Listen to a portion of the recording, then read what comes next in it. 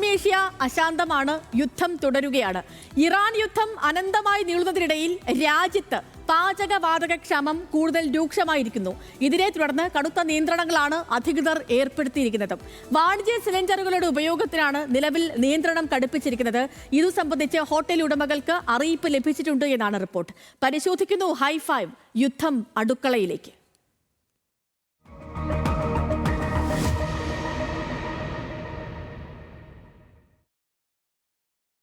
നിലവിൽ ആശുപത്രി, സ്കൂളുകൾ, അതേപോലെ അനാഥാലയങ്ങൾ എന്നിവയ്ക്ക് വാണിജ്യ സിലിണ്ടർ നൽകുന്നതിന് മുൻഗണന നൽകാൻ നിർദ്ദേശമുണ്ട്. പക്ഷേ ഇതിൽ ഈ ഹോട്ടലുകളുടെ കാര്യമൊന്നും പറയുന്നുമില്ല. അതുകൊണ്ട് തന്നെ ഹോട്ടലുകാർക്ക് സിലിണ്ടർ കിട്ടാൻ ഏറെ പണിപ്പെടേണ്ടിയും വരും. ഗാർഹിക സിലിണ്ടറുകൾക്ക് തൽക്കാലം ക്ഷാമമില്ല എന്ന് അധികൃതർ വ്യക്തമാക്കുന്നുണ്ട്. പക്ഷേ ഈ ബുക്കിങ്ങിനുള്ള നിയന്ത്രണം തുടരുമെന്ന അറിയിപ്പ്, അതേപോലെ തന്നെ ഹോട്ടലുകാർ ഗാർഹിക സിലിണ്ടർ വ്യാപകമായി ഉപയോഗിക്കുമോ എന്നൊരു ആശങ്ക കൂടി അധികൃതർ പങ്കുവയ്ക്കുന്നുമുണ്ട്. ഇപ്പോൾ നിലവിൽ MG റോഡിലെ ഒരു ഹോട്ടലിന് മുന്നിൽ നിന്ന് നമ്മുടെ ജോയ്മോൻ തത്സമയം ഇപ്പോൾ ചേരുന്നുണ്ട് ഹൈ5-ൽ. ജോയ്മോനെ, ഗുഡ് ഈവനിങ്. ഇപ്പം ഈ ഹോട്ടൽ ഉടമകളെയൊക്കെ സംബന്ധിച്ച് അതൊരു വൻ പണിയാണ് വന്നിരിക്കുന്നത്. കാരണം റിപ്പോർട്ടുകളൊക്കെ അനുസരിച്ചാണെങ്കിൽ ഗ്യാസ് ക്ഷാമം മൂലം മുംബൈയിൽ ഉൾപ്പെടെ പലയിടത്തും ഹോട്ടലുകളൊക്കെ പൂട്ടിയെന്നാണ്. അതേപോലെ മുംബൈയിൽ 20% ഹോട്ടലുകൾ നിലവിൽ പൂട്ടിയെന്നും ഈ ദേശീയ മാധ്യമങ്ങളുടെ റിപ്പോർട്ടിലൊക്കെ പറയുന്നു. അപ്പം നമ്മുടെ സംസ്ഥാനത്ത് നിലവിലെ സാഹചര്യം എന്താണ്? ഗുഡ് ഈവനിങ് സേതു പറഞ്ഞതുപോലെ തന്നെ നമ്മുടെ സംസ്ഥാനത്തും ഈ പശ്ചിമേഷ്യൻ യുദ്ധത്തിൻ്റെ ഒരു പ്രതിഫലനം ഉണ്ടായിരിക്കുകയാണ്. അതായത് പ്രധാനമായും നമ്മളിപ്പോൾ നേരിടുന്ന പ്രതിസന്ധി എന്ന് പറഞ്ഞു കഴിഞ്ഞാൽ വാണിജ്യ പാചകവാത സിലിണ്ടറുടെ ലഭ്യതക്കുറവും അതുപോലെ തന്നെ അതിൻ്റെ വിതരണത്തിലുണ്ടായ തടസ്സവുമാണ്. ഇത് പ്രധാനമായും നമ്മുടെ സംസ്ഥാനത്തെ ഹോട്ടലുകളെയാണ് പ്രധാനമായും ബാധിച്ചിരിക്കുന്നത്. അതായത് നമ്മളിപ്പോൾ നിൽക്കുന്ന MG റോഡിലൊരു ഹോട്ടലിൽ തന്നെയാണ്. ഇവിടുത്തെ തന്നെ ആയാലും നോക്കിയാൽ ഇവിടെ എങ്ങും, അതായത് സ്ഥിരമായി ദിവസേന ആയിരക്കണക്കിന് ആളുകൾ വരുന്ന ഹോട്ടലുകളാണ്. ആ ഹോട്ടൽ ഇപ്പോൾ കൂട്ടുന്നതിൻ്റെ വക്കിലാണ്. അതായത് ഇപ്പോൾ നമുക്ക് കാണാം ഇവിടെയെല്ലാം ഈ പാചകവാത കുറ്റികൾ, അത് കാലിക്കുറ്റികളാണ് നിൽക്കുന്നത്. അതായത് നിറക്കുറ്റികളൊന്നും ഇവർക്കിവിടെ ലഭ്യമല്ല. അല്ലെങ്കിൽ നിലവിലുള്ള ഈ സിലിണ്ടറുകൾ ഉപയോഗിച്ചാണ് ഇപ്പോൾ ഇവിടെ പ്രവർത്തനം നടക്കുന്നത്. പക്ഷേ അതിനുശേഷം, അതായത് ഈ 2 ദിവസത്തിനുള്ളിൽ ഈ ക്ഷാമം അതിരൂക്ഷമാകും. വാണിജ്യ സിലിണ്ടറുകൾ ലഭ്യമല്ലാത്ത ഒരു സാഹചര്യത്തിലേക്ക് നീങ്ങും. അങ്ങനെ നീങ്ങിക്കഴിഞ്ഞു കഴിഞ്ഞാൽ സംസ്ഥാനത്തെ ഒട്ടുമിക്ക ഹോട്ടലുകളും അടച്ചു പൂട്ടേണ്ടി വരും എന്നൊരു സാഹചര്യമാണ് നിലവിലുള്ളത്. ഇതിൽ തന്നെ പ്രധാനപ്പെട്ട കാര്യമെന്ന് പറഞ്ഞു കഴിഞ്ഞാൽ വിതരണക്കാരുടെ, അതായത് LPG സിലിണ്ടറുകളുമായി ബന്ധപ്പെട്ട് അതിൻ്റെ വിതരണക്കാരെ ഈ സിലിണ്ടറിനായി ശ്രമിച്ചാൽ, അല്ലെങ്കിൽ അവരെ ബന്ധപ്പെട്ട് കഴിഞ്ഞാൽ അവർക്ക് ഒരു കൃത്യമായ ഒരു വിവരം നൽകണം. അതായത് എപ്പോൾ ഈ സിലിണ്ടറുകൾ ലഭ്യമാകും എന്നതിലൊരു കൃത്യമായ മറുപടി അവർക്കില്ല. അതായത് സ്റ്റോക്ക് ഇല്ല, അല്ലെങ്കിൽ നിലവിൽ ഇപ്പോൾ വിതരണത്തിനുള്ള ആവശ്യമായ LPG സിലിണ്ടറുകൾ ഇല്ല എന്നാണ് വിതരണക്കാർ പറയുന്നത്. അതോടുകൂടിയാണ് ഈ കട ഉടമകൾ അല്ലെങ്കിൽ റെസ്റ്റോറൻറ്റ് ഉടമകൾ ഇപ്പോൾ വലിയ പ്രതിസന്ധിയിലേക്ക് നീങ്ങിക്കൊണ്ടിരിക്കുന്നത്. അതായത് നമുക്കറിയാം നമ്മുടെ സംസ്ഥാനത്ത് ഏകദേശം 5 ലക്ഷത്തിന് മേൽ ഈ ഭക്ഷ്യ സ്ഥാപനങ്ങൾ അല്ലെങ്കിൽ ഭക്ഷ്യ വ്യവസായ സ്ഥാപനങ്ങളാണ് പ്രവർത്തിക്കുന്നത്. ഇതിൽ തന്നെ ആയാലും ഒരു ദിവസം എങ്ങനെ പറഞ്ഞാലും ഒരു 2 സിലിണ്ടറെങ്കിലും ഒരു ദിവസം ഒരു കടയുടെ ആവശ്യത്തിനായി വേണ്ടി വരും.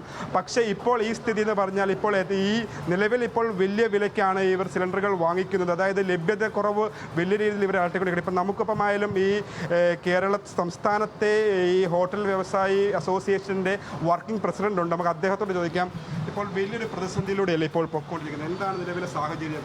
നിലവിലെ സാഹചര്യം എന്ന് പറഞ്ഞാൽ ഹോട്ടലുകൾ കൂടി വന്നാൽ, അതായത് ഇതിൽ പോവുകയാണെങ്കിൽ ഒരു 4-5 ദിവസത്തിനകത്ത് ഒരു 75% ഹോട്ടലുകളും കേരളത്തിൽ അടഞ്ഞു പോകും. കാരണം ഈ നിലയിൽ ഗ്യാസിൻ്റെ ദൗർലഭ്യം തുടർന്ന് പോവുകയാണെങ്കിൽ നിലവിൽ ഇപ്പോൾ ഇവിടെ എത്രയാണ് ഇപ്പോൾ ഇവിടുത്തെ അവസ്ഥ എങ്ങനെ? ഇപ്പോൾ ഞാനിപ്പോൾ അടുക്കളയിൽ കണ്ടു, അതായത് എല്ലാം ഒഴിഞ്ഞ കുറ്റികളാണ്. നിറക്കുറ്റികളൊന്നും വിതരണക്കാരുമായി ബന്ധപ്പെട്ടൊരു, അതായത് ഇതിൻ്റെ ഓണറായ ഇദ്ദേഹം 3 ദിവസമായിട്ട് ഗ്യാസിന് ഇങ്ങനെ ശ്രമിച്ചുകൊണ്ടിരിക്കുകയാണ്. ഇന്നലെ ഇദ്ദേഹത്തിന് ഒരു സിലിണ്ടർ കിട്ടി. അതുകൊണ്ടാണ് ഇന്ന് നടത്തിക്കൊണ്ടുപോയത്. ഇനിയിപ്പം നാളെ കഷ്ടിച്ച് ചിലപ്പോൾ നാളെ രക്ഷപ്പെടും, അതല്ലെങ്കിൽ മറ്റന്നാൾ ഈ കട അടഞ്ഞു പോകാനുള്ളൊരു ഘട്ടത്തിലുള്ളത്. ഈ വിതരണക്കാരുമായി ബന്ധപ്പെട്ട് എപ്പോൾ സ്റ്റോക്ക് എത്തിച്ചു തരുമെന്നോ, അല്ലെങ്കിൽ ഇപ്പോൾ ഒരുപാട് പേരാണല്ലോ ഹോട്ടലുകളെ ആശ്രയിച്ചിരിക്കുന്നത്, അപ്പോൾ അതിലെന്തെങ്കിലും ഒരു വ്യക്തതയുണ്ടോ? ഒരു വ്യക്തതയും ഇല്ല. കാരണം അവർക്ക് പോലും ഒരു വ്യക്തതയില്ല. അതായത് ഡീലേഴ്സിന് പോലും ഒരു വ്യക്തതയില്ല എപ്പോൾ അവരുടെ ഗോഡൗണിലേക്ക് ലോഡ് വരുമെന്ന്. മാത്രമല്ല, സാധാരണഗതിയിൽ 250-300 സിലിണ്ടർ ലോഡുകൾ വന്നുകൊണ്ടിരുന്ന പല ഗോഡൗണുകളിലേക്കും വരുന്നത് 75, 50, 60 ആ റേഞ്ചിലാണ്. അപ്പോൾ അവർക്ക് ആ കിട്ടുന്നതിനനുസരിച്ച് അവർ നേരത്തെ കൊടുത്തുകൊണ്ടിരിക്കുന്നതിൻ്റെ ആനുപാതികമായിട്ട് 10 കൊടുത്തുകൊണ്ടിരിക്കുന്നവൻ 1-2 കൊടുക്കും. ആ രീതിയിലാണ് ഇപ്പോൾ അഡ്ജസ്റ്റ് ചെയ്ത് മുന്നോട്ട് പോകുന്നത്. പക്ഷേ അത് എല്ലാ ദിവസങ്ങളിലും കൊണ്ടുപോകാൻ പറ്റില്ല.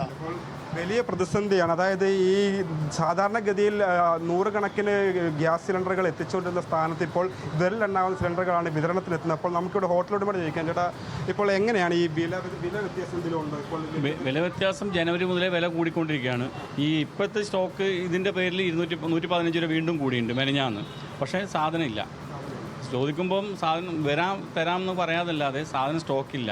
ഞാനിപ്പോൾ പറവൂരൊക്കെ പോയിട്ട് എടുത്തിട്ടാണ് ഇന്നും പറവൂര് പോയിട്ടാണ് ഇന്നത്തെ ഗ്യാസ് എടുത്തുകൊണ്ടാണ് ചെയ്യുന്നത്. ഇപ്പോൾ നാളത്തേക്ക് ഇന്ന് ഗ്യാസ് കിട്ടിയാൽ നാളെ തുറക്കാം, ഇല്ല അടച്ചുവിടാം. അപ്പോൾ അതുമാത്രമല്ല, നമ്മളിപ്പം പൂട്ടുന്നതല്ല, നമ്മൾ പൂട്ടിക്കഴിഞ്ഞാൽ സ്റ്റാഫ് അവരെ വീട്ടിലേക്ക് പോകും. പിന്നെ നമ്മൾ തുറക്കണമെങ്കിൽ വീണ്ടും ബുദ്ധിമുട്ടാണ്. കാരണം ഇപ്പോൾ എല്ലാവരും അന്യസംസ്ഥാന തൊഴിലാളി പോയിക്കൊണ്ടിരിക്കുകയാണ്. നമ്മളിപ്പം പറഞ്ഞ് നിർത്തിയിരിക്കുകയാണ് അവരെയൊക്കെ. ഇപ്പോൾ ഇത് അടക്കുന്ന കണ്ടാൽ പിന്നെ അവരും പെരുന്നാളല്ലേ, അവർക്ക് ഇലക്ഷനാണ്, നാട്ടിൽ പോകണമെന്നുള്ള ഇത്. പിന്നെ തുറക്കണമെങ്കിൽ പിന്നെ എന്താവും എന്നുള്ള ഒരു ഐഡിയ ഇല്ല. മൊത്തത്തിൽ അല്ലെങ്കിൽ ആകമാനം നമ്മുടെ ഹോട്ടൽ അല്ല ജോയ്മോൻ, ഇപ്പൊ നിലവിലെ ഈ അധികൃതരൊക്കെ പറയുന്ന അനുസരിച്ചാണെങ്കിൽ ഹോട്ടലുകാര് ഗാർഹിക സിലിണ്ടർ വ്യാപകമായി ഉപയോഗിക്കുമോ എന്നൊരു ആശങ്ക അവർക്കുണ്ട്. ഇപ്പം ഈ ആ രണ്ട് ചേട്ടന്മാരും പറയുന്ന അനുസരിച്ചാണെങ്കിൽ ഇപ്പം നിലവിൽ വാണിജ്യ സിലിണ്ടർ പോലും കിട്ടാത്തൊരവസ്ഥയുണ്ട്. അപ്പൊ അതുകൊണ്ട് ഇവർ ഈ ഗാർഹിക സിലിണ്ടറിനെ ആശ്രയിക്കുന്നുണ്ടോ? നമുക്ക് അവരോട് തന്നെ ചോദിക്കാൻ. ഇപ്പോൾ നിലവിൽ ഇപ്പോൾ വാണിജ്യ സിലിണ്ടറുകൾക്കാണല്ലോ ലഭ്യത. ഇപ്പം നിങ്ങൾ ഈ നിങ്ങളുടെ ആവശ്യങ്ങൾക്കായിട്ട് ഗാർഹിക സിലിണ്ടറുകളെ ഉപയോഗത്തിന് അത് നടപടിയാവില്ല. അത് എടുത്തു കഴിഞ്ഞാൽ പിന്നെ നമുക്ക് അതിന് ഫൈൻ കൊടുക്കേണ്ടി വരും.